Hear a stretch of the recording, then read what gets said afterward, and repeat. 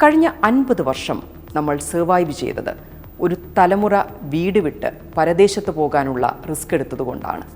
അടുത്ത 50 കൊല്ലം നമ്മുടെ കുട്ടികൾക്ക് ജീവിക്കണമെങ്കിൽ നാട് വിടണമെന്ന ഗതി ഉണ്ടാകരുത്. അവർക്ക് അവരുടെ ജീവിതം തിരഞ്ഞെടുക്കാനുള്ള സാഹചര്യം ഇവിടെ ഉണ്ടാകണം. ഫോറിൻ സാലറിയുടെ ബലത്തിൽ ഒരുപാട് കാലം ഒരു നാടിന് പിടിച്ചു നിൽക്കാനാകില്ല.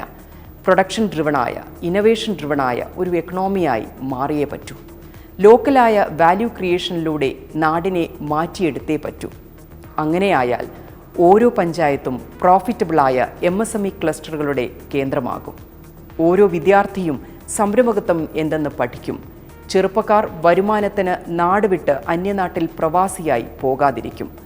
ആ ഒരു തലമുറയെങ്കിലും വിവാദം കൊണ്ട് നിർവൃതി തേടാതെ ഉത്തരവാദിത്വമുള്ള നാട്ടുകാരനായി ഇവിടെ ജീവിക്കട്ടെ.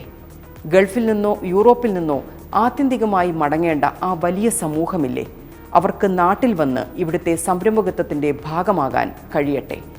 അതാണ് നമുക്ക് നിർമ്മിച്ചെടുക്കാവുന്ന പുതിയ കേരളം.